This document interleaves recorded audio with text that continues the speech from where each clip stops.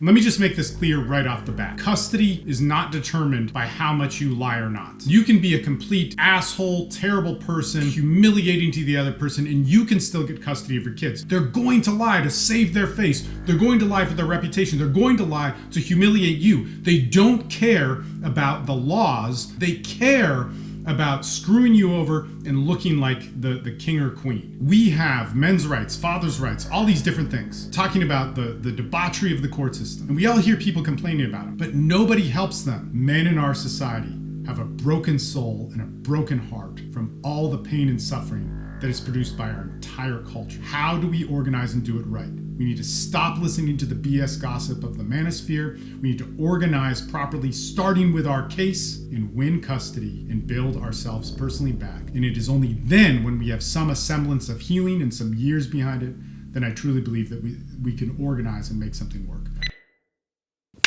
All right, we got an exciting one today, guys. And just really quick, if you want to follow these, please follow me on TikTok. I'm trying to schedule in 3 to 5 live streams a week. So follow me there or wherever the thing comes up, as well as Instagram. I also started posting my daily meditations, which get into male philosophy. Those are either emailed out to my email list, but on Instagram, it showcases my photography as well as the meditations. They're good. You should definitely check them out. Now in this one, there's some audio issues. I usually wear a mic. This time during this live stream, I didn't, or I did, and it screwed up, or I screwed up, or whatever it is. So I apologize for the audio, but the content is really good. There are over 10 topics in this. All of those are listed down below, so you can jump around. I would encourage you to watch it on YouTube because it's easier to jump around than on TikTok. We get into parental alienation, child abuse, false claims of abuse, temporary restraining orders, protective orders, how we need to focus on winning as men in our cases and not on all this gossip. I get that the gossip is important, and man, we're all a part of it, but we need to focus on how we can win and get custody of our kids. So if you are watching this on TikTok, pause it, click the link in my profile, go to my YouTube channel. If you're watching this on YouTube, pause it, check out the show notes down below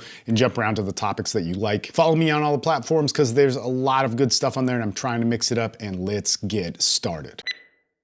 All right, welcome everybody on this TikTok Live. It is Monday, November 4th, 2024. And we're about to do a call for my community, for guys going through custody battles and men going through the many different traumas that happen in our culture. But what I want to talk about here is exposing the narcissist in a custody battle. And usually on these lives, we go into many different topics. So, you know, when I edit these videos together, I put time stamps on where the different topics are talked about and try and mark them as best as possible with as easy an edit as possible. I don't have too much time today, so we'll probably go about 20 minutes.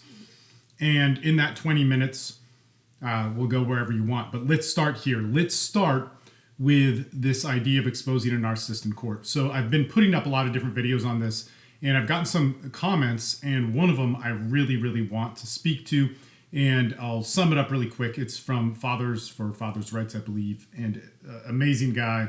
This guy went through hell with this custody battle. He got screwed over like so many of us, and then trying to repair it in the court system. And in many of these cases, we were going up against somebody who had narcissistic traits or narcissistic personality disorder.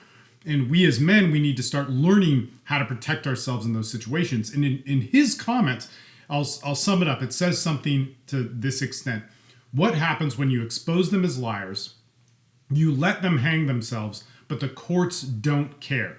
And this is one of those things that we get so much in men's rights. We get so much in fathers' rights, and we don't learn how to make this work. So what I want you to understand is, if we are going to make lies work in a courtroom setting, if we are going to have a situation where we can win and dominate in the courtrooms, as you know, something that I really, really try and encourage you guys to do, we need to do it right. Let me just make this clear right off the bat. Custody is not determined by how much you lie or not.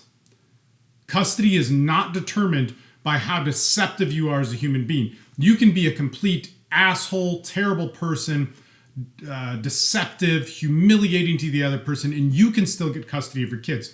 But what we need to do is we need to understand that lies do matter in a court case, but in a specific way. They are not going to matter just for anybody and everybody who are walking into this. So we have to learn how to structure these lies that the narcissists are almost guaranteed to make, right? They're going to lie to save their face. They're going to lie for their reputation. They're going to lie to humiliate you. They don't care about the laws. They don't care about how the court sees them. They care about screwing you over and looking like the king or queen. That's what they care about. So how are they going to lie uncontrollably in a way that the court cares? And this is what we need to start caring about. So you can go to court and you can lie. And yes, it is not good. The judge won't like it. You'll be censured for it, but it may not determine custody. So how do we get this to happen? Well, there's a couple things I talk about all the times. From most people's standpoint, if you're entering into a custody case, you need to start looking at structuring it to win from the beginning. You don't need to just go, okay, I'm going to defend myself. I'm going to, do a couple right things. You need to look at how do I win under multiple variables. So one of those things that I talk about all the time is depositions are huge. Gathering as much evidence as possible is huge, but evidence that matters. So this isn't just witness testimony that your friends and family think, and you may not know what evidence matters. I mean, that's another thing too. You need to start understanding what evidence matters. Okay, so what your mom thinks, what your friends think, what her brother thinks does not matter so much. These are low-level things, right? Low-level things. What you need to start looking at is what evidence is going to matter. Okay. Now, the evidence that can matter, and just in general, is for the best interest of the child. What's going to be the best for that child as the court determines. So, we have to look at what that means. You look at the statutes, and it gets all confusing, right? This is why I have groups. This is why I have videos to break this down for you. But here's the thing. In things like depositions, you can interview your ex, or your attorney can interview your soon-to-be ex, or your partner, or whoever you're in conflict with. They can do it for up to 3 hours in most states. They can do it one time in your entire case. So it has to be done right. It has to be done good. And a hearing where somebody's going to be testifying under oath is 20 minutes. Maybe it's an hour. Okay, a trial, it gets a little bit longer. But even in a trial, if you added up all the testimony time in a trial, it may not add up to 3 hours. And imagine this. In my case, we had depositions where before we went into anything, my ex started to show some pretty crazy traits and, basically said she was at a false abuse accusation that was put on me in 2012.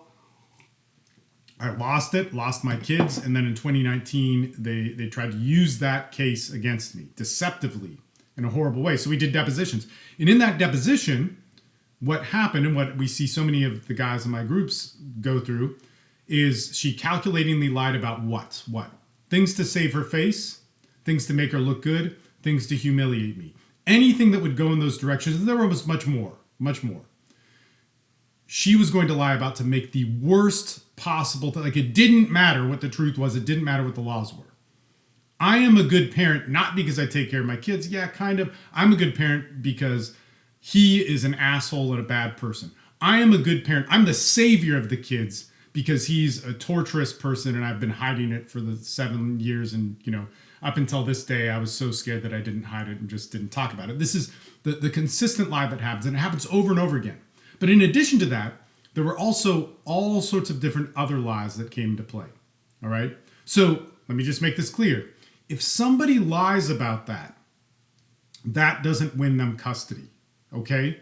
You need to understand this. Please understand this. If somebody lies and says, you are a terrible father or you are a terrible mother, and they've been torturing me and they cannot prove it, it does not mean that you will get custody if they disrespect the courts in that way.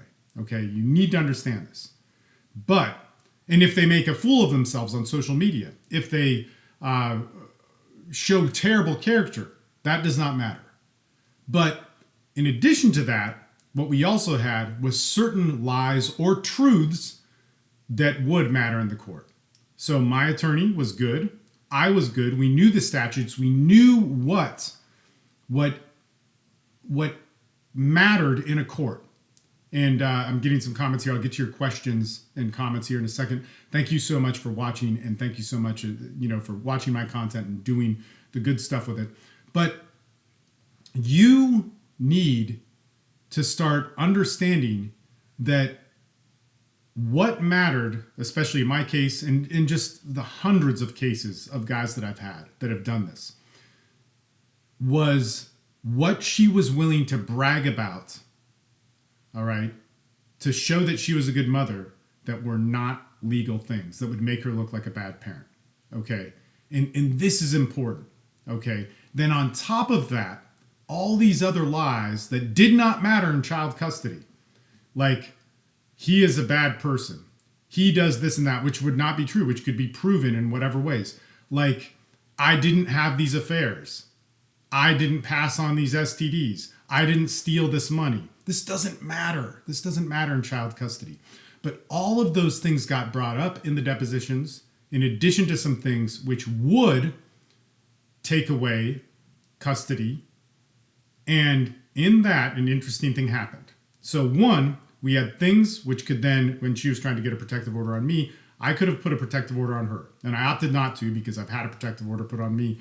And if you're in my groups, you hear these stories of men and even women who go through getting their kids taken away, and it tortures the child, and you just see it in real time. I mean, I'm going to start a call here in about 40 minutes, and on that call, there's guys who can't see their kids. You don't want to do that to any parent. And it affects the kids in so many ways. And since we've had our groups for 16 years, we actually see that the kids are the biggest losers in this. So the dads who come in as the biggest losers, the kids actually, 5 years later when you get to see your kids or whatever it is, you see how much it affected those kids.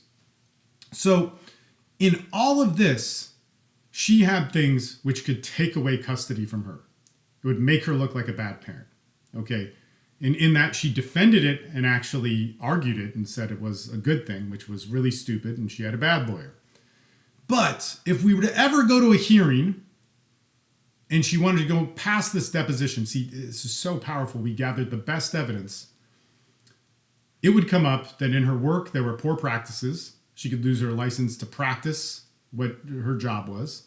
I mean, there would be no doubt. I mean, you just couldn't do these things. There could be other lawsuits that I could begin against her that had to do with suing her civilly. And some of them could have entered on the criminal level. And so because of that, now we had all this evidence and the lies around it, then it would be idiotic to go to trial. Okay, so let's go back to this. How do you beat a narcissist? How do you beat a narcissist and trap them in their lies? It's not that we need to get them to lie in a way that, just shows they're a liar. We need to get them to lie in a way that shows that, one, they disrespect the court. They don't care about the court, and they're willing to argue with the judge and any authority figure in front of them, because that will happen. Okay? Number two in this is we need to get them to lie in a way which will show that, well, there's a couple narratives, but let's go with this one first. If you can show that they're a bad parent, that they have done things like neglect, drug use around the kids, driving while intoxicated, taking high-risk decisions in front of the kids, and they're also willing to fight and defend that lie, because a narcissist will do that. But more importantly, that they will lie. So the third thing is that they are going to lie in a courtroom that has to do with their kids, and they care more about being right and selfish. This is a character thing, right? This is a character thing. But when a judge starts to see that, it will piss them off. Now, there's a fourth thing here, that if you can then prove they're a liar over and over again. So in my depositions, she lied over 100 times, counted. I forget what it is. It's like 130 times. Counted. You could go through with what the stenographer wrote and what the video was. You could go through and point out those lies and show proof towards it over 100 times in a 3-hour period. What does that mean? And it's this fourth thing is she can never be a witness. For 10 years. You can never be a witness. You're completely discredited. So if anybody were to get in a lawsuit with her, they could go and get that deposition. It's public record. And you could look and prove that she was a liar. If a main witness is taken out of a case, like if you're proven that you're a liar in your case, you have no testimony. You have no say. You're completely silenced. So when people are in a custody battle with a narcissist, it doesn't matter that she's a narcissist. or he's a narcissist. It doesn't matter that they're a bad person. It doesn't matter that they cheated on you. It doesn't matter that they're a deceptive person and maniacal and trying to ruin your life. What matters is you showing it in the language of the courts. And this goes into one more thing really quickly, and I do have to get to these questions. Think about this. If we have men's rights, father's rights, all these different things, talking about the debauchery of the court system, and it's one of the main things. Now, I've been coaching men since 2006. I've seen every problem that men have in this modern world, and there's a ton. And we all hear people complaining about them, but nobody helps them. You can win in court. You can win if you structure it right from the beginning. If you're already in quicksand in the court system, I can help you protect yourself, but you may not win. You need to be really real with that. Okay, so you need to start right from the beginning. If you go to your first hearing and you're unprepared, first time in front of a judge and you're unprepared, prepare yourself to have 18 months, 2 years, 5 years of just getting screwed. That's how important this is, okay? So how come all these people who are into father's rights are so busy gossiping online, getting pissed off so people can leave comments that don't really tell the true narrative and be popular in that way and not fix the problem? So in this situation where this gentleman is writing in, man, my heart goes out to him. His story is horrible. I got screwed too. I get it. But if you prove somebody's a liar, if you prove somebody that if they're going to hang themselves on their own screwed up crap, what if the courts don't believe it? It's because you didn't learn how to do it right. That doesn't mean that the courts want this. It means that the courts are screwed up. But if you learn the right thing from the beginning, you can fix it. And even guys in my groups who go in and they're screwed, they get screwed worse than me, which is rare. I mean, in 2012, I got screwed pretty bad, really bad. And it wrecked my kids' lives and part of my life. In that time, what's so important is that the guys in my groups, including myself, we didn't go, the courts are just fucked. We got that the courts were fucked. We saw what we did wrong. We corrected what we could correct, and we started to teach other people to do it right. And when it happened to me again, I won. Like in a way where I'm protected for probably the rest of my parenting time, which is awesome. And that couldn't have happened if I jumped on the blame wagon of everything's fucked. Yeah, everything's fucked. Everything's fucked. Let's learn how to win it. Are we men? Are we parents? Or are we people that are going to sit around and gossip about pain and suffering? I get it. Pain and suffering happens. On our call, we will talk about that. But we need to learn to step it up. Let's get to these questions. Okay, so I was not able to showcase and prove perjury, defamation of character, false TRO. They did. Okay. All right. So if we have a TRO, if we have a temporary protective order, or if there's a temporary restraining order put against us, okay, so we're going to court for that. That's all that matters, to disprove that happened. To prove that they're a liar or even lying on the stand matters less, okay? And as much as that sounds unfair, you need to understand that's where you start. Number one thing is did I do the things? How can I disprove the things that are being claimed against me in that temporary protective order or restraining order? You have to get that stopped, because if a protective order or restraining order gets granted that prevents you from seeing your kids, you've basically lost your case. That is one of the most important hearings. That hearing only depends on you proving that you did not do it. So how do you do that? Man, I would highly recommend you join my groups if you're in that situation, if you're already past it and you're trying to reverse it. In our groups, we've done it twice. We've reversed 2 protective orders. And it's not pretty and it's not fun. And that doesn't mean that things are good right off the bat. But we did it. We've done that in our groups twice. If you talk to every family law attorney in your state and county or in the city of even New York, there are very few attorneys, less than 1% of them, that have reversed a temporary protective order. Or I'm sorry, they've probably done that, but reversed a protective order that has been sustained and granted against somebody. We have done that twice. That's hard to do. And what I will say from that is that you have to fix that right off the bat. So if you have a temporary protective order or restraining order, 100% of your attention goes on that. Stop worrying about custody. If you lose that case, you have no custody for 2 years. Focus on that. That's all that matters. It doesn't matter if they're a liar. It doesn't matter if they perjure themselves. It doesn't matter if they're defaming you. What matters is only that you prove that you did not do what is being claimed in that protective order. After that, you can get into their character and so on. But first things first is that, and that's how so many guys get screwed in that. Like, you need to know that. That is number one. I wish more people would listen to me on this, but a lot of times when they get their temporary protective order papers, they're so blindsided by it. They look at stuff online, and then there's so much that speaks to them about the male tragedy, which is true, man. I've experienced it, right? But I don't want you to have 2 years and your kids to have a whole lifetime of being screwed over from this. So please listen to that, okay? Very important. All right. My daughter almost died. They don't care. Okay, well, you got to prove it. Okay, so this sounds cold and terrible, but if your kids are in danger, you need to take the following. First off, don't feel sorry for the other parent. So if somebody's abusing a child and you're like, well, you know, it's all right. They're still a good mom. They're still a good dad, whatever. No. If you're in a custody battle, go to CPS, DCFS right away. Get them involved. Follow the process of the courts. Learn how to educate yourself and how to talk to social workers, DCFF, CPS workers, anybody about this, because if you do that wrong, you can screw yourself in massive ways. Learn the different laws and that and so on. And if you don't, man, it's most likely going to get done to you.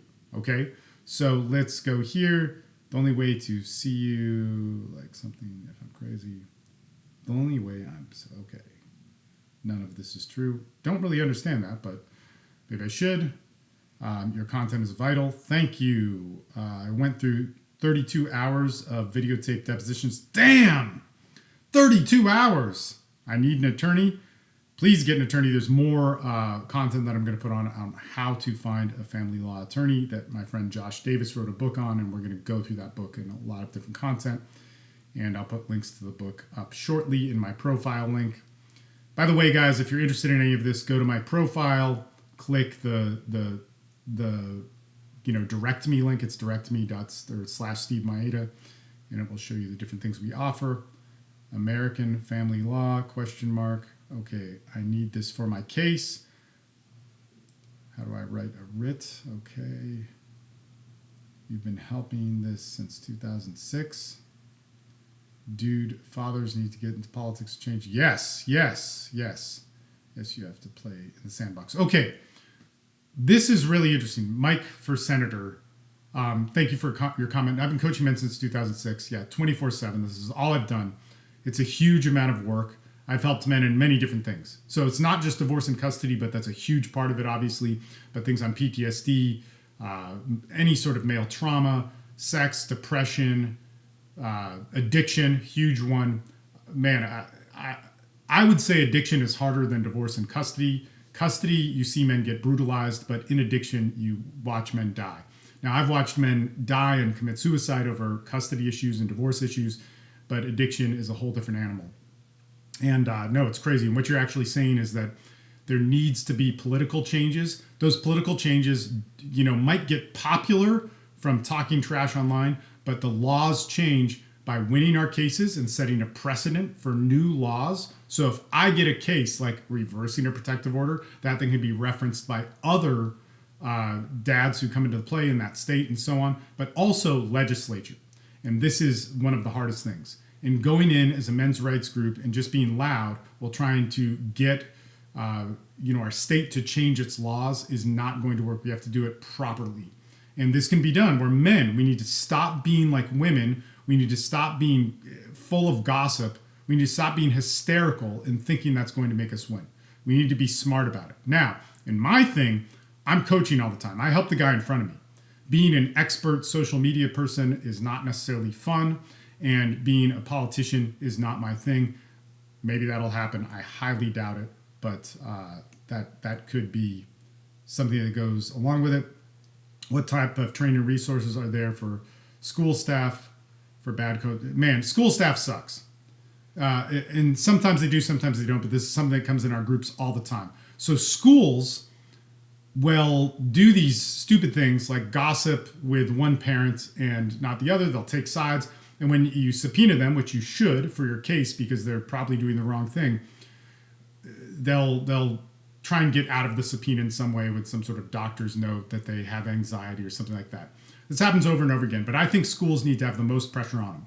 In my situation, this is something that I'll probably talk about a little bit later, but this happens all the time in our groups. A dad will show up at the school and the mom will say something like, he's dangerous.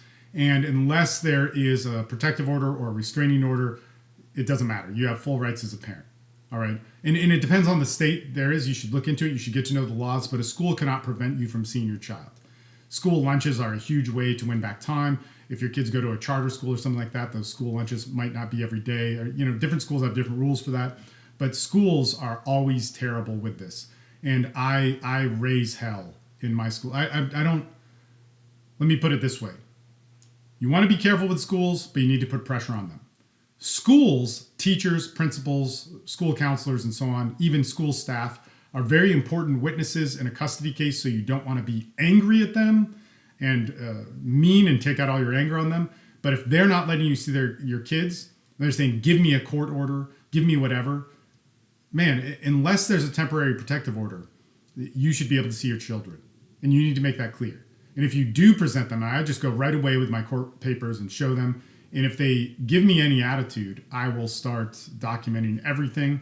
I will ask to speak to the principal, vice principal. I'll ask for meetings with them. And then I will go through all the different process of how much this traumatizes a kid to prevent a parent from seeing their child and from getting involved in gossip with the other parent and so on, which teachers always do.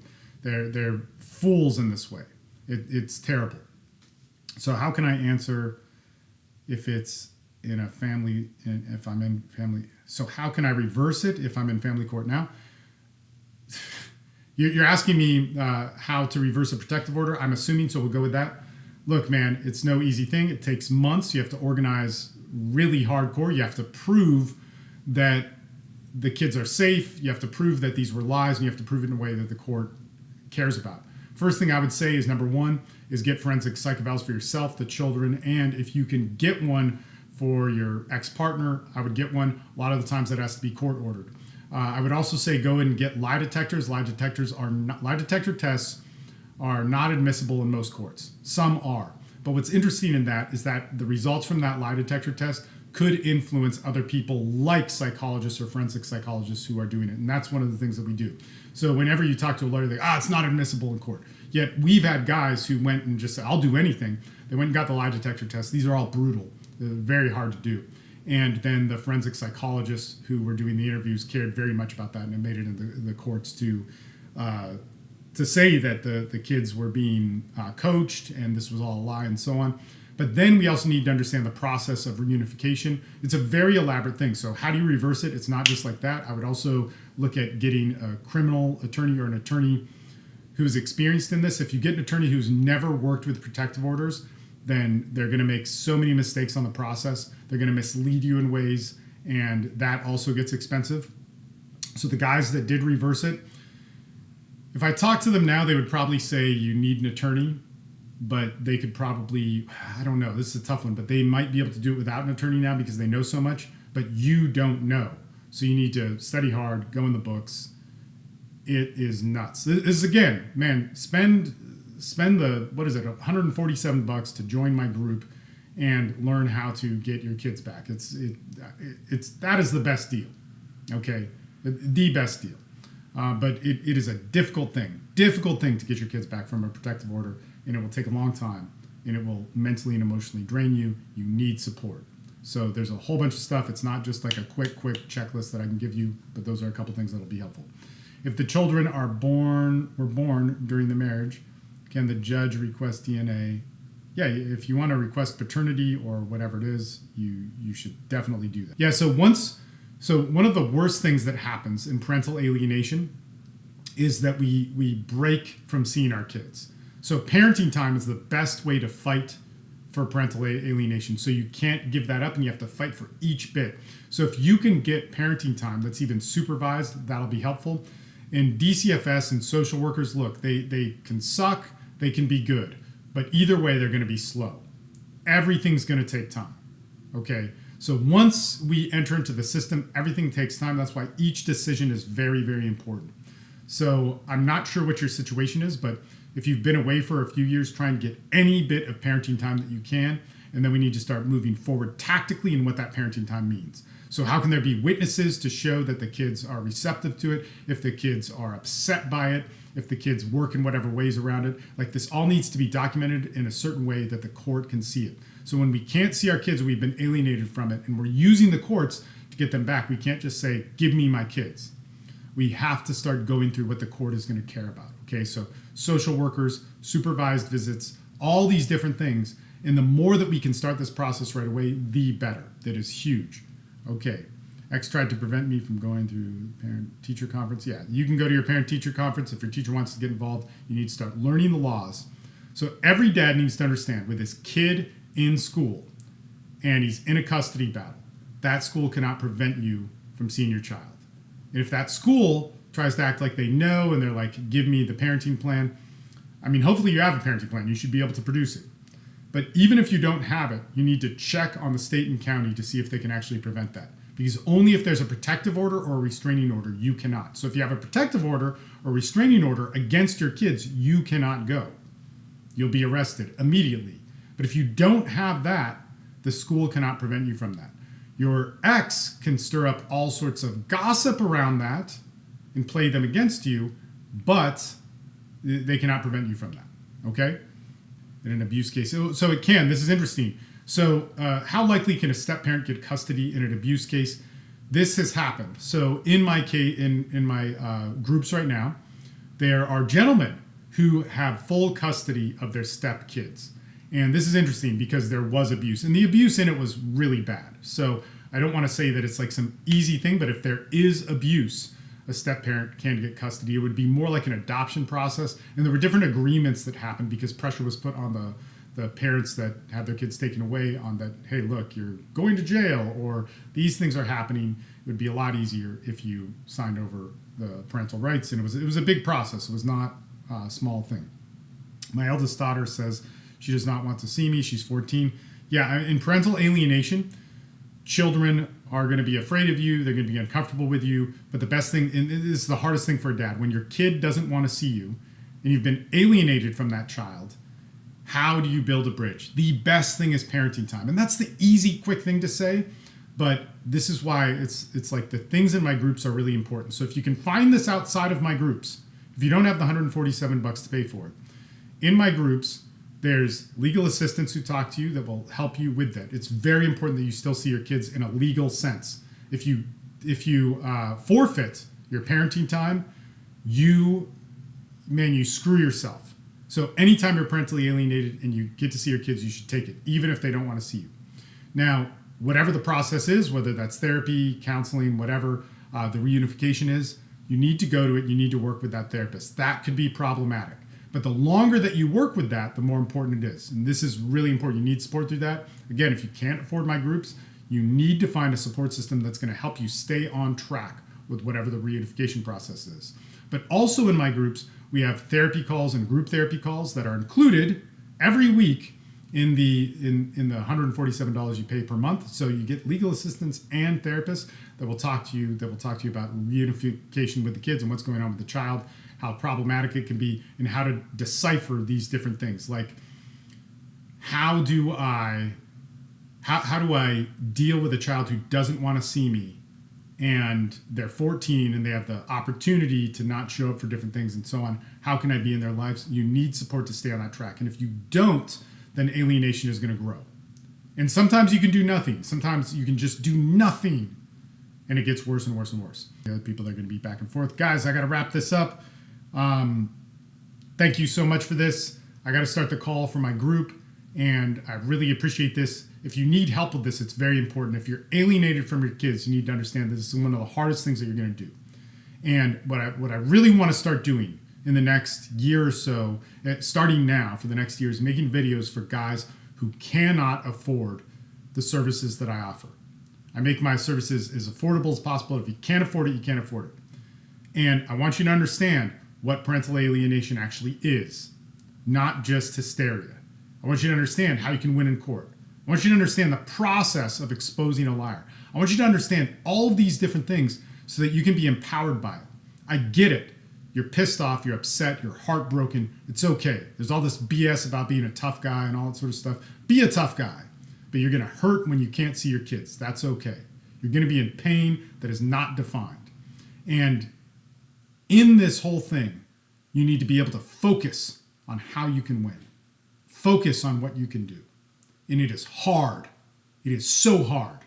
It took years of life from me, but I was able to do it, and there's still journeys to go. And you got to worry about being a good dad. You are broken as a man, and you have to worry about being a good father. It is so difficult. This is what I want to work for you guys. I hope you listen. I hope you find value in this, and I hope you get to be a father, because I know what it's like to lose my kids. I know what it's like to get them back, and I know what it's like to have to move on with life as if nothing happened, and you're supposed to be cool with it. Men in our society have a broken soul and a broken heart from all the pain and suffering that is produced by our entire culture. I don't want to sit here and just blame feminism or blame narcissism or whatever. I want to sit here and say, look, how do we organize and do it right? We need to stop listening to the BS gossip of the manosphere. We need to organize properly, starting with our case, and win custody and build ourselves personally back. And it is only then, when we have some semblance of healing and some years behind it, then I truly believe that we can organize and make something work. But if we get caught up in the hysteria and the emergency, we're going to do the same BS that extremist feminism did, and we're going to wreck the culture for our kids to grow up in and be parents in. All right, let's do it, guys. I'll talk to you guys soon. Thank you so much for watching. Have a great Monday.